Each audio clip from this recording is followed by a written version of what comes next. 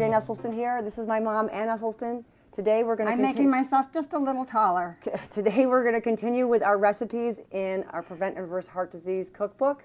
And sometimes people starting a recipe, they use an onion. An onion is it's the basic beginning stage of almost every recipe that's sort of savory and delicious.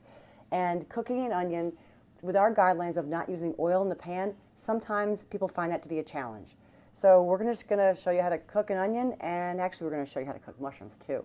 But chop up an onion however you'd like. This has been chopped in half and then in half again.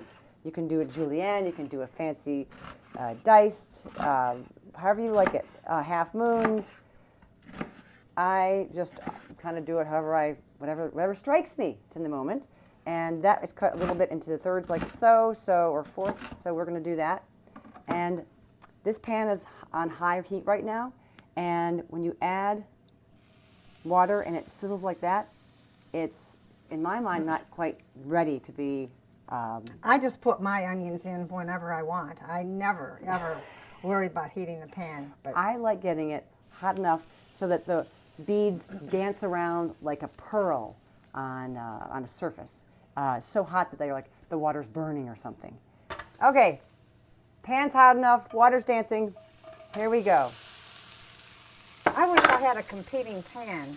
And I actually this is our onion board. My husband and I don't like how the flavor of onions can seep into, if you're slicing strawberries or something. So we have an onion board. Look at this great old onion board.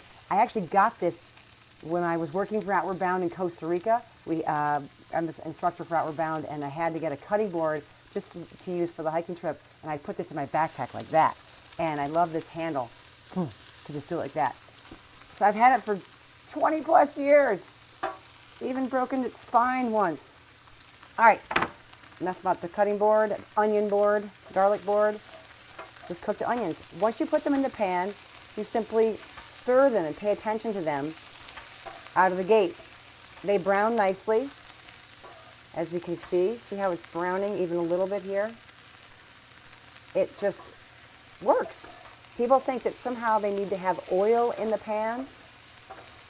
You don't. You just have to have a pan that has a bottom, and you have to have a source of heat. And you stir, stir, stir, stir. Once it gets brown enough, or it starts to get a darker brown, you can turn it down the heat a little bit. And the moisture from the onions seeps out, and it's onions just have much more liquid in them than you realize. And talk about garlic, because garlic, unlike onions, doesn't. So if you were starting with just garlic, you would need to put a little water in the pan. Or broth. Or beer. Any kind of liquid. Or wine. And, to start with the garlic. Or whiskey. And you can also, if you find that these onions are getting just a little browner than you want, just throw a little liquid of any kind. No, we're good now. We're good. You don't need that. Well, I just want to show them. Thank you. So this is good. This is browning beautifully. And I'm going to dial it down a little bit because it's a nice brown. It's not singed. It's not. It smells delicious. It doesn't smell like it's burning. And God, this is making me hungry. It is amazing how the smell of cooking onions or cooking garlic is a trigger. So speaking of garlic, right about now I would add in the garlic if I had some garlic to go in the recipe we're making. And that would have all this moisture from the onions to help it cook, and it wouldn't burn. And you don't want to ever burn garlic, so it's better to add it later in your cooking. Okay, and maybe if you can see here, there's a little bit of caramelization on the pan. If you add a little water, it lifts some of that great, yummy brown caramelization off the pan, and it gets it onto the onion. So take your time. If you want these to cook light brown for a long time, just take your time and just stir and cook. Have some good music on, have a friend over, whatever you do. Listen to a book on tape while you cook. I love doing that. She blasts NPR the whole time. Anyway, these cook down beautifully and deliciously. If you want to add some of your spices for your recipe now, this is a good time because they really start to blend with that beautiful cooking onion flavor. Okay. I'm going to add a little more water, lift off some more of that caramelization. Okay, maybe we'll come back in a minute or two when these are cooked down a little more. The onions are cooking back there, and we are going to talk about mushrooms now. I love mushrooms, and my kids are all growing to love mushrooms. I have 3 teenagers, and it's so exciting to have them be on the mushroom fungi train. I buy sliced mushrooms. And never. I buy them whole. And also, if you buy them like that, they don't last as long, so that you can they last a long time. That's true.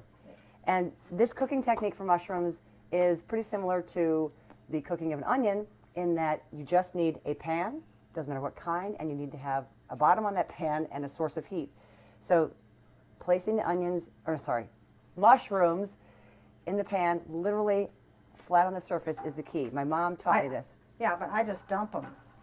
Well, you have to have, but you're going to taught me that you have to have them all in contact, if possible, with the bottom of the pan. Right. But then you do it once they're there. I'm going to go back to my onions. You can just do this, like that, and let them go. And then what you do is you go away and do something else, because the temptation is that something's going to be happening to them that shouldn't. So you've got to leave them all alone. Yeah, step away from the pan. Back away. Back to the onions. Yeah, well, the onions are looking great back here, but these make all kinds of beautiful noise when they're whole and you're cooking them. We'll actually do that another time. But sizzling away right here is the good sign. You can tell the moisture from the mushroom is leaving, and the surface that's touching it is browning.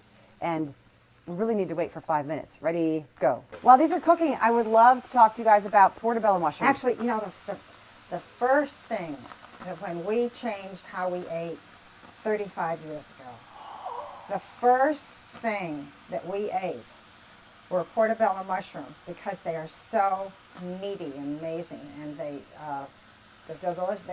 they're great. Like this alone can be a burger. Just cook this up with a little barbecue sauce on top. Yum. So these mushrooms, they're doing well. They've been going for almost 5 minutes, about 4.5 minutes.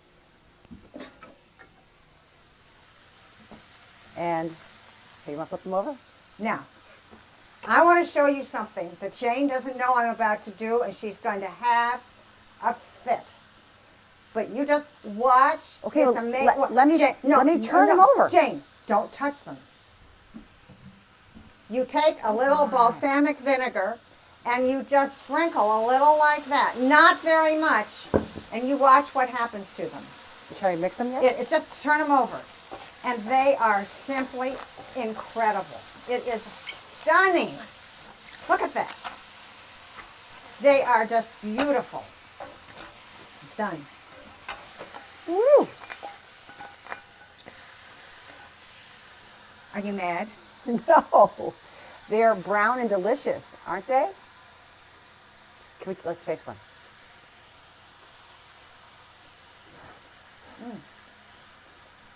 Wow. That is a good trick. Thank you so much for watching our video today about how to cook an onion and how to cook mushrooms. Anne's eaten almost all of them, it looks like, but they're delicious. Please try them yourself. If you have any comments or questions, please add them below and subscribe above. Thanks so much. Bye. Thank you. Oh, and goodbye. But 1 minute.